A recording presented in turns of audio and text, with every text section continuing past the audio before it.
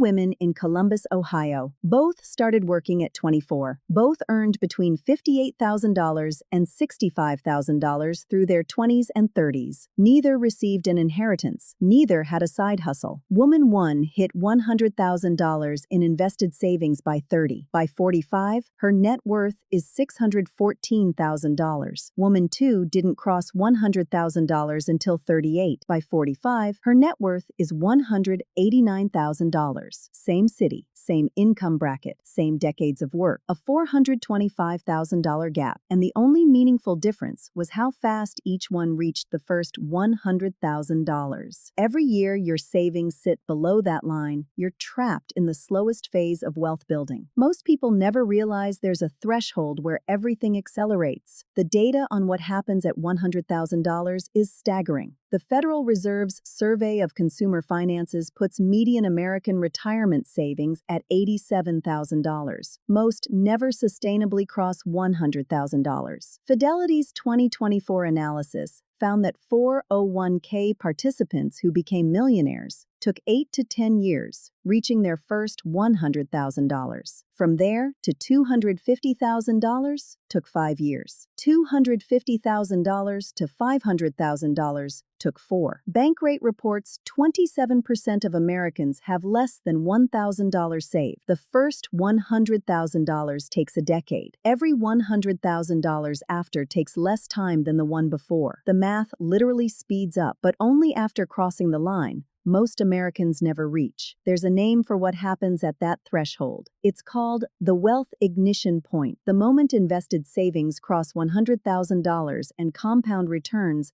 start generating meaningful income on their own. Most people see $100,000 as a round number. It's not. It's a structural shift. Below it, contributions do the lifting. Above it, returns do the work. Charlie Munger called the first $100,000 the hardest and most important. Most people hear that and move on. Wealth builders restructure their entire year around it. The math starts with a number most people underestimate. At 8% average annual return, the S&P 500's inflation-adjusted historical average per NYU Stern $10,000 invested generates $800 a year, barely noticeable. At $50,000, that's $4,000. At $100,000, that's $8,000 per year, $667 every month in growth alone. Before you contribute another dollar, a 29-year-old contributing $500 monthly crosses $100,000. The following year, her account grows $8,000 from returns alone. She contributed $6,000. Her money contributed $8,000. For the first time, her money out-earned her effort. Behavioral economists call the period below $100,000 the motivation valley. Effort is highest. Visible results are lowest. Most people quit here. The ones who push through hit ignition. At $500 monthly, and 8%. Reaching $100,000 takes roughly 11.5 years from zero, but $100,000 to $200,000 takes only 6 more. $200,000 to $400,000, 6.5. Same contribution, shrinking timelines. Compound growth handles progressively more of the work. Person A reaches $100,000 by 30, contributes $500 monthly through 50, approximately $614,000. Person B starts 2 years later, crosses $100,000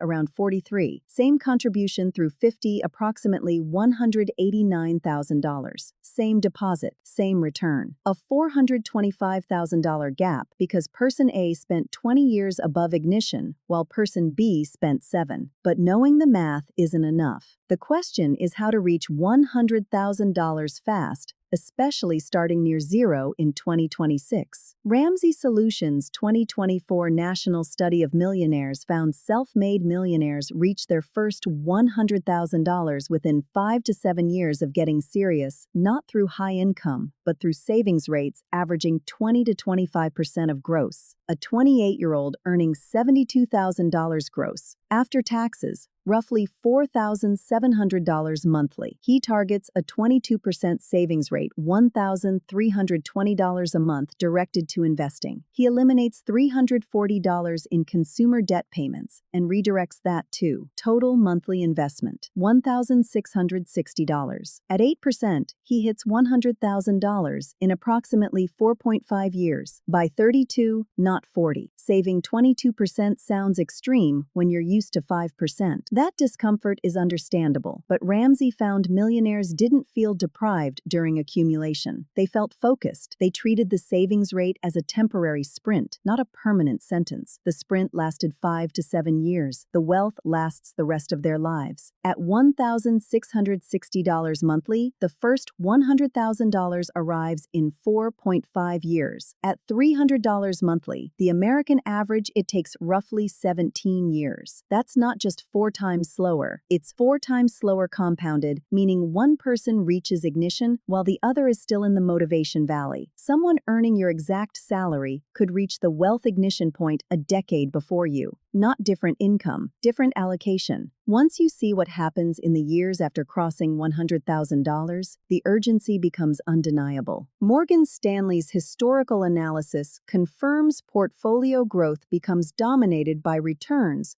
once balances exceed $100,000. At $100,000, 8% generates $8,000 yearly. At $250,000, $20,000. At $500,000, $40,000 more than most Americans save annually. A woman hits $100,000 at 30, contributes $1,000 monthly afterward. No raises factored in. No stock picking. A target date index fund on autopilot. At 8% average return by 35, $232,000. By 40, $413,000. By 45, $667,000. By 50, $1,024,000. Millionaire status from someone who never earned more than $85,000 in a single year. Your brain can't process this intuitively because humans think linearly. The first decade feels pointless. Years 20 through 30 feel like cheating. That's not a flaw in the math. That's human perception failing to grasp exponential curves. Now run the delayed version. Same $1,000 monthly, but crossing $100,000 at 38 instead of 30. By 50, $378,000. 8 years of delay cost $646,000. Same contributions, same returns, same career. The only variable was how long the money compounded above ignition. 2 paths. Cross $100,000 at $31,024,000 by 50. Cross $100,000 at 38, $378,000 by 50. Compound math rewards speed and punishes delay with equal force. So here's the plan to hit $100,000 starting this week. This week, calculate your total invested savings across every account: 401k, IRA, brokerage, HSA. Write down the number. That's your distance from $100,000. If you're at $42,000,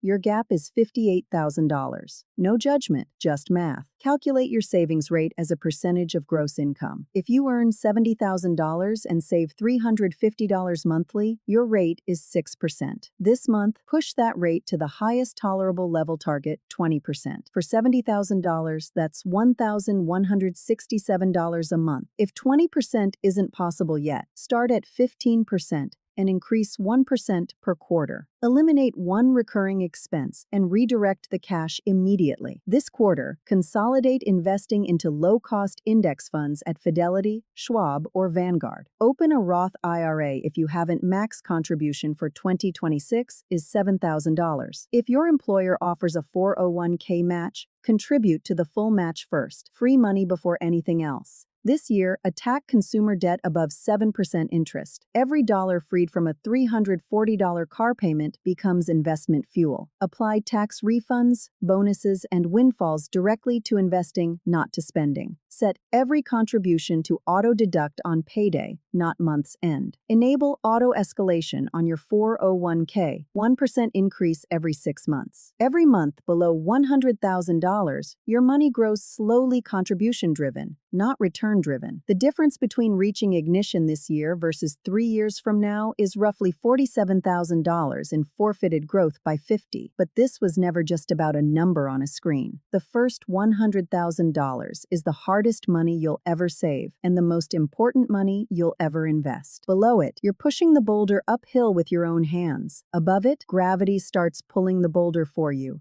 Every dollar invested before crossing the wealth ignition point works harder and longer than any dollar that comes after. You have two paths. Path A, save at the national average 5% of income, sporadically, into whatever account your employer defaulted you into. Reach $100,000 sometime in your mid-40s if you're lucky. Spend the remaining 20 working years trying to catch up in a race where compound growth had the shortest possible runway. Arrive at 60 with $300,000 and a tight, anxious retirement. Path B, treat 2026 as the year you sprint to ignition. Push your savings rate to 20%. Eliminate consumer debt. Automate everything. Reach $100,000 by 30, 32, 35 as early as your math allows. Spend the remaining decades above the threshold where $1,000 a month and compound returns quietly build to $1,024,000 by 50. Same income, same job, different relationship with time. This isn't about hitting a number for its own sake. It's about becoming someone whose money generates money